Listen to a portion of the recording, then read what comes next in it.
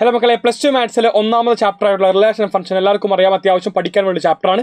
ഈ കാണുന്ന ചാപ്റ്ററിലെ എല്ലാ ഫോർമുലാസും എല്ലാ കോൺസെപ്റ്റും നമുക്ക് 2 മിനിറ്റ് കൊണ്ട് കംപ്ലീറ്റ് റിവൈസ് തീർക്കാൻ വേണ്ടി സാധിക്കും. അതാണ് സൈലത്തിന്റെ മൈൻഡ് മാപ്പ് നിങ്ങളോട് പരിചയപ്പെടുത്തുന്നത്.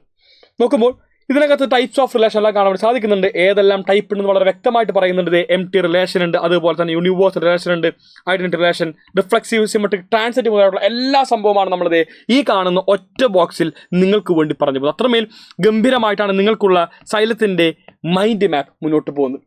ഇതിനുശേഷം ഒരു മനോഹരമായ ചോദ്യത്തിലൂടെ കടന്നു പോകുന്നത്, അതായത് ഒരുപാട് റിലേഷൻസ് നമ്മളിവിടെ മാർക്ക് ചെയ്തു. സെറ്റ് 1 2 3 4 ഉണ്ട്. 1 2 3 4 എന്ന സെറ്റിനകത്ത് R1 ഒരു റിലേഷൻ, R2 വേറെ, R3 വേറെ, R4 വേറെ, R5 വേറെ, അങ്ങനെ മൊത്തം 5 റിലേഷനാണ് നിങ്ങൾക്ക് വേണ്ടി ഡിഫൈൻ ചെയ്തിരിക്കുന്നത്. ഈ കാണുന്ന 5 എണ്ണത്തിലെ ഏറ്റവും ബ്യൂട്ടിഫുൾ ആയ റിലേഷൻ എന്ന് പറയുന്നത് എം ടി റിലേഷൻ. ഒരുപാട് പേർ തെറ്റിക്കുന്ന റിലേഷൻ ആയിട്ടുള്ള എം ടി റിലേഷൻ എല്ലാവർക്കും ഇവിടെ കാണാൻ വേണ്ടി സാധിക്കും. സോ ഇത്തരത്തിലുള്ള റിലേഷൻസ് അത് റിഫ്ലെക്സീവ് ആയിരിക്കുമോ, അത് സിമെട്രിക് ആയിരിക്കുമോ, അത് ട്രാൻസിറ്റീവ് ആയിരിക്കുമോ എന്നാണ് നമ്മൾ ഇവിടെ നിങ്ങൾക്ക് വേണ്ടി കാണിക്കുന്നത്. വളരെ വ്യക്തമായിട്ടറിയാം, R1 എന്ന് പറയുന്നത് അത് റിഫ്ലെക്സീവ് അല്ല. എന്തുകൊണ്ടാണ്? 1 2 3 4 ഉണ്ടെങ്കിൽ 1 1 2 2 3 3 4 4 ഉണ്ടാകണം. ഇതിലെന്താ 1 1 ഉണ്ട്, 2 2 ഉണ്ട്, 3 3 ഉണ്ട്. പക്ഷേ 4 4 ഇല്ല. ആയതിനാൽ എന്ത് പറയാൻ പറ്റും? നമ്മളുടെ R1 എന്ന് പറയുന്നത് റിഫ്ലെക്സീവ് അല്ല. ഇതാ ഇവിടെ ക്രോസ് പോകുന്നു. സിമിലർലി ആണ് നമ്മുടെ മെറ്റീരിയൽ കടന്നു പോകുന്നത്. ഇതെങ്ങനെയാണ് നമ്മൾ നിങ്ങൾക്ക് വേണ്ടി മൈൻഡ് മാപ്പ് സ്ട്രക്ചർ ചെയ്തിരിക്കുന്നത്. ഈ കാണുന്ന ഒറ്റ ബോക്സ് പഠിക്കുമ്പോൾ തന്നെ ഈ എല്ലാ കോൺസെപ്റ്റും ഈ ചാപ്റ്ററിൽ നിന്ന് ബോർഡ് എക്സാമിന് നിരന്തരമായിട്ട് ചോദിക്കുന്ന 1 മാർക്കിന്റെ ഒരു ക്വസ്റ്റ്യൻ നിങ്ങൾക്ക് ആൻസർ ചെയ്യാൻ പറ്റുമെന്ന് ഞാൻ ഉറപ്പ് പറയുന്നു. ഇതിന് താഴെ ഒരു മനോഹരമായ നോട്ട് കൊടുത്തിട്ടുണ്ട്. എന്താ? ഒരു സെറ്റ് 1 2 ഉണ്ട്. ഇതിനകത്ത് നമ്മൾ ഡിഫൈൻ ചെയ്യുന്ന റിലേഷനാണ് ഓർഡേർഡ് പെയർ 1 2. ഈവൻ റിഫ്ലെക്സീവ് ആണോ അല്ല എന്നറിയാം, ഇത് സിമെട്രിക് ആണോ അതുമല്ല എന്നറിയാം. പക്ഷേ ഒരു കാര്യമുണ്ട്, ഈവൻ ട്രാൻസിറ്റീവ് ആണ്. അതാണ് എല്ലാവരും നോട്ട് ചെയ്യേണ്ടത്. He is transitive. എന്തുകൊണ്ടാണ്? 1 2 ഉണ്ട്, A, B ഉണ്ട്, B, C ഇല്ല. അതുകൊണ്ട് A, Cയുടെ ആവശ്യവുമില്ല. ഇവൻ ട്രാൻസിറ്റീവ് ആണ്. ഇതാണ് എല്ലാ മക്കളും നോട്ട് ചെയ്യേണ്ട അടുത്തൊരു കാര്യം എന്ന് പറയുന്നത് കൗണ്ടിങ് ഓഫ് റിലേഷൻ. ഞാൻ പറഞ്ഞിരുന്നു ഇന്നത്തെ ക്ലാസ്സിനകത്ത് അത്രമേൽ ഇമ്പോർട്ടൻ്റ് ആയ ഭാഗമല്ല. ഇതിനകത്ത് അന്നാലും നമ്മൾ എന്താണ് ഉൾപ്പെടുത്തിയിട്ടുണ്ട്. എന്താണ് നിങ്ങൾക്ക് number of relations, reflexive relations, number of symmetric relation, number of symmetric relation. So ഈ കാണുന്ന ഫോർമുലാസ് എല്ലാവരും ലാസ്റ്റ് മിനിറ്റ് പോകുമ്പോൾ ഒന്ന് ഓർത്തിരിക്കാൻ വേണ്ടി മാത്രമാണ് നമ്മൾ മൈൻഡ് മാപ്പിനകത്ത് നിങ്ങൾക്ക് വേണ്ടി ഇൻട്രൊഡ്യൂസ് ചെയ്തിരിക്കുന്നത്. ഒറ്റ ഫോമിൽ പഠിച്ചുകൊണ്ട് നമുക്ക് എന്താണ്, എങ്ങനെ ചോദ്യം വന്നാലും മാറി വരുന്ന എക്സാം പാറ്റേൺ എങ്ങനെയായാലും നമുക്ക് എന്താണ് ആൻസർ ചെയ്യാൻ വേണ്ടി സാധിക്കും. പണ്ടൊരിക്കൽ 2 years ബിഫോർ നമുക്ക് എന്താണ് CBSE ബോർഡ് എക്സാമിന് നമ്പർ ഓഫ് റിഫ്ലെക്സീവ് റിലേഷൻ ചോദിച്ചിരുന്നു. എക്സാം പാറ്റേൺ മാറി വരുന്ന ഒരു സാഹചര്യത്തിൽ നമ്മൾ എന്താണ് ഇത്തരത്തിലുള്ള ചോദ്യങ്ങൾ എല്ലാം തന്നെ ആൻസർ ചെയ്ത് പഠിക്കാനായിട്ട്, അതുകൊണ്ടാണ് നമ്മൾ ഈ ഒരു ഫോർമുല നിങ്ങൾക്ക് വേണ്ടി ഉൾപ്പെടുത്തിയിരിക്കുന്നത്. ഈക്വലൻസ് ക്ലാസ് ഇവിടെയുണ്ട്. അതിൻ്റെ ഡെഫിനിഷനും വിത്ത് അതിൻ്റെ എക്സാമ്പിൾസ് ആണ് നമ്മൾ ഇവിടെ എല്ലാം തന്നെ പറഞ്ഞു പോകുന്നത്. കേവലം ഒറ്റ എക്സാമ്പിളോട് നമുക്ക് എന്താണ് ഈക്വലൻസ് ക്ലാസ് എന്താണെന്ന് മനസ്സിലാക്കാൻ വേണ്ടി സാധിക്കും.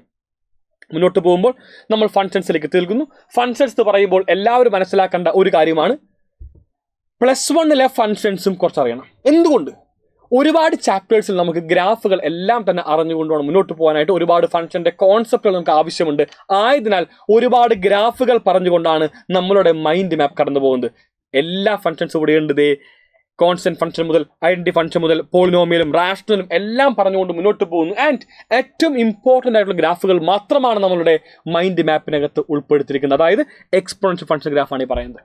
ഓക്കെ, ഇത് log x ഗ്രാഫാണ്. ആൻഡ് ഇവിടെ നമുക്ക് എന്താണ് log x പ്രോപ്പർട്ടീസ് ഉണ്ട്. അതായത് log AB എന്ന് പറയുന്നത് log A + log B മുതലായിട്ടുള്ള എല്ലാ പ്രോപ്പർട്ടീസ് നമ്മൾ ഇവിടെ പറഞ്ഞു പോകുന്നു. ഇതിന് ശേഷം നിങ്ങൾ നിർബന്ധമായിട്ട് പഠിക്കേണ്ട ട്രിഗണോമെട്രിക് റേഷ്യോസിന്റെ അവരുടെ ഗ്രാഫും കൂടിയാണ് പറഞ്ഞു പോകുന്നത്. സൈൻ എക്സിന്റെയും കോസ് എക്സിന്റെയും ടാന്റെയും കൊസീക്കും സീക്കും കോട്ടും എല്ലാത്തിന്റെയും ഗ്രാഫ് പറഞ്ഞതിന് ശേഷം നിങ്ങൾ 11th പഠിച്ച മനോഹരമായ ഗ്രാഫുകളൊന്നായിട്ടുള്ള മോഡെക്സിന്റെയും അതുപോലെ തന്നെ സിഗ്നം ഫംഗ്ഷന്റെയും എല്ലാം തന്നെ ഗ്രാഫുകൾ പറയുന്നു. ഈ കാണുന്ന സിഗ്നം ഫംഗ്ഷൻ ഗ്രാഫ് എല്ലാം തന്നെ നമുക്ക് എന്താണ് NCERT ബുക്കിലെ 5ാമത്തെ പാഠമായിട്ടുള്ള കണ്ടിന്യൂറ്റി ആൻഡ് ഡിഫറൻഷ്യബിലിറ്റി എന്ന് പറഞ്ഞ ചാപ്റ്ററിലെ ഒരു ചോദ്യം ഇതാണ്. ഈ ഗ്രാഫായിരുന്നു ആവശ്യം. ബോർഡ് എക്സാമിന് ചോദിച്ച ചോദ്യമാണ് ഈ പറയുന്നത്.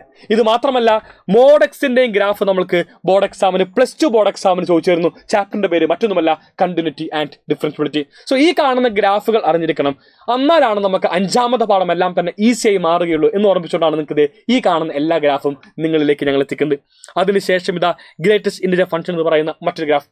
പണ്ടൊരിക്കൽ ഒരു 2-3 years ബാക്ക് അഗോ നിങ്ങൾക്ക് എന്താണ് വന്നൊരു ചോദ്യമായിരുന്നു, -2 to 6 എത്ര പോയിന്റിൽ ഗ്രേറ്റസ്റ്റ് ഇന്റിജർ ഫംഗ്ഷൻ ഡിസ്കണ്ടിന്യൂസ് ആണ്? ഒരു ചോദ്യമാണ് 5ാമത്തെ പാഠത്തെ. അപ്പോൾ ആ കാണുന്ന ക്വസ്റ്റ്യൻ നിങ്ങൾക്ക് ആൻസർ ചെയ്യണമെങ്കിൽ നിങ്ങൾ മനസ്സിലാക്കണം ഈ ഗ്രാഫ് അറിയണം. അതുകൊണ്ടാണ് സൈലത്തിന്റെ മൈൻഡ് മാപ്പിനകത്ത് നിങ്ങൾക്ക് ആവശ്യമുള്ള എല്ലാ ഗ്രാഫും ഉൾപ്പെടുത്തിക്കൊണ്ട് ഫങ്ഷൻസ് എന്ന ടോപ്പിക് കവർ ചെയ്ത് മുന്നോട്ട് പോകുന്നത്. ആൻഡ് മൂവിങ് ഫോർവേഡ് ഞാൻ പറയുമ്പോൾ ഇവിടെ എന്താണ് ഒരു ഓഡ് ഫംഗ്ഷനും ഈവൻ ഫംഗ്ഷന്റെയും ഡെഫിനിഷൻ പറയുന്നുണ്ട്. ഇത് ആവശ്യം എന്ന് പറയുന്നത് ഏഴാമത്തെ പാഠമായിട്ട് നമുക്ക് ഇന്റഗ്രൽസ് നമുക്കാണ് ഇതിനകത്ത് ആവശ്യമുണ്ട്. സോ 7th ചാപ്റ്ററാണ് നമ്മളെന്ത് ഓഡ് ഫംഗ്ഷന്റെയും ഈവൻ ഫംഗ്ഷന്റെയും കോൺസെപ്റ്റ് എല്ലാം തന്നെ നിങ്ങളിലേക്ക് എത്തിക്കാൻ വേണ്ടി പോകുന്നത്. ആ കാണുന്ന കോൺസെപ്റ്റ് മനസ്സിലാകുന്നതിന് വേണ്ടിയാണെന്ത് നമ്മളുടെ ഇപ്പോൾ തന്നെ ഓഡ് ഫംഗ്ഷനും ഈവൻ ഫംഗ്ഷനും പറഞ്ഞുകൊണ്ട് പോകുന്നത്. ആൻഡ് കോമ്പോസിഷൻ്റെ ഡെഫിനേഷൻ പറയുന്നുണ്ട്. അതിനുശേഷം നമുക്ക് എന്താണ് ഇവിടുത്തെ ഏറ്റവും പ്രധാനപ്പെട്ട കാര്യമായിട്ടുള്ള 1-1 മാപ്പിംഗ്. 1-1 എന്താണ്? 1-1 മറ്റൊരു പേര് ഇൻജക്റ്റീവ്. ഓൺ ടു എന്താണ്? മെനി വൺ എന്താണ്? ആൻഡ് ഇൻ ടു എന്താണ്? ഇത്തരത്തിലുള്ള എല്ലാം പറഞ്ഞുകൊണ്ട് അവസാന ടോപ്പിക്കായിട്ടുള്ള നമ്പർ ഓഫ് ഫംഗ്ഷൻസിലേക്ക് എത്തി നിൽക്കുമ്പോൾ ഇത് വളരെ വ്യക്തമായിട്ട് കാണാൻ വേണ്ടി സാധിക്കുന്നുണ്ട്. എല്ലാവർക്കും തന്നെ നമ്പർ ഓഫ് 1-1 ഫംഗ്ഷൻ എന്ന് പറയുന്നത് പെർമുറ്റേഷൻ പറഞ്ഞിരുന്നു. And number of bijective function എന്ന് പറയുന്നത് n ഫാക്ടോറിയൽ. സോ ഇങ്ങനെയാണ് നമ്മുടെ മെറ്റീരിയൽ കടന്നു പോകുന്നത്. അറ്റ് ലാസ്റ്റ് എന്താണ് ബൈജക്റ്റീവ് ഫങ്ഷൻസ് ബസ്. സോ ഇത്ര മാത്രമാണ് അവസാന നിമിഷം ഏതൊരു വിദ്യാർത്ഥി റിവൈസ് ചെയ്യേണ്ട. എക്സാം ഹാളിൽ കയറുന്നതിന് മുമ്പ് തന്നെ നിർബന്ധമായിട്ടും ഈ കാണുന്ന എല്ലാ ക്വസ്റ്റ്യൻസും റിവൈസ് ചെയ്ത് വേണം എല്ലാ വിദ്യാർത്ഥികളും എക്സാം ഹാളിൽ പോകാനായി. സോ ബൈ ഗൈസ്, നമുക്ക് മറ്റൊരു വീഡിയോയിൽ കണ്ടുമുട്ടാം. എല്ലാ മക്കളും എത്ര വേഗം തന്നെ സൈലത്തിന്റെ അഗ്നി ബാച്ച് ജോയിൻ ചെയ്തുകൊണ്ട് ഈ കാണുന്ന മൈൻഡ് മാപ്പ് എല്ലാം തന്നെ സ്വന്തമാക്കുമെന്ന് പറഞ്ഞുകൊണ്ട് ബൈ. ആൻഡ് മൈൻഡ് മാപ്പ് മാത്രമല്ല, ഒരുപാട് എക്സാംസും റിവിഷൻ ക്ലാസ്സുകളും എല്ലാം തന്നെ നിങ്ങൾക്ക് അഗ്നി ബാച്ചിൽ കാത്തിരിക്കുന്നുണ്ടെന്ന് ഓർമ്മിപ്പിച്ചുകൊണ്ട് and the most important material ഇൻസ്റ്റാലേണും നിങ്ങൾക്ക് സ്വന്തമാക്കാം. So bye bye guys, thank you all. Signing off, Afnas AK from Xylem Learning. Bye bye.